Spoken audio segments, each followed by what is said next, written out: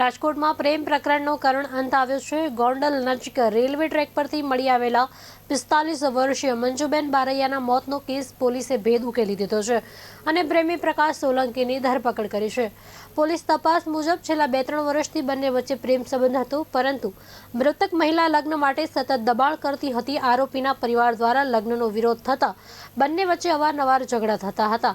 આ દરમિયાન આરોપીએ મહિલાને જૂનાગઢ લગ્ન કરવા જવાના બહાને ગોંડલ સ્ટેશન નજીક બોલાવી રેલવે ટ્રેક પર લઈ ગયો અને ટ્રેન આવતી જોઈ ધક્કો મારતા તેનું મૃત્યુ થયું હતું।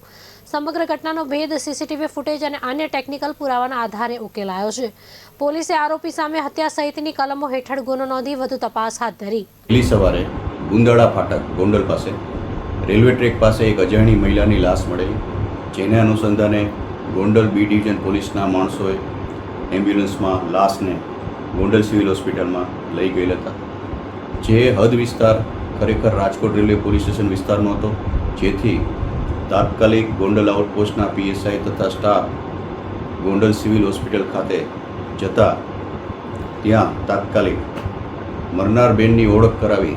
મરનારબેનનું નામ મંજુબેન, વાઇફ ઓફ વિનુભાઈ બારૈયા, ઉંમર વર્ષ 44ના, પોતે ગોંડલ વોરાકોટડા રોડ ઉપર રહેતા હોય, જેની ઓળખ થતાં તાત્કાલિક એડીનો બનાવ જાહેર કરી, જેને અનુસંધાને મહિલા બેનનું ઇન્ક્વેસ્ટ પંચનામું કરતા જેમાં તેના માથાના ભાગે તથા બંને હાથમાં ઈજાઓ થયેલ હોય, જે શંકાસ્પદ જણાતા તાત્કાલિક રાજકોટ ફોરેન્સિક વિભાગ સિવિલ હોસ્પિટલ ખાતે તેનું પીએમ કરાવવામાં આવેલ બાદ આ બાબતે એસપી સાહેબની સૂચના આધારે બનાવના મૂળ સુધી પહોંચવું ખૂબ જરૂરી હોય, જેથી રાજકોટ રેલવે પોલીસ સ્ટેશનના પીએસઆઈ વાળા તથા પીએસઆઈ જાડેજાની અલગ અલગ ટીમો બનાવી ડિસ્ટાફને સદરુ બેનના રહેણાંક મકાન તથા ગોંડલ રેલવે સ્ટેશન આજુબાજુના વિસ્તારમાં જ્યાંથી બહેનની લાશ મળેલી તે વિસ્તારમાં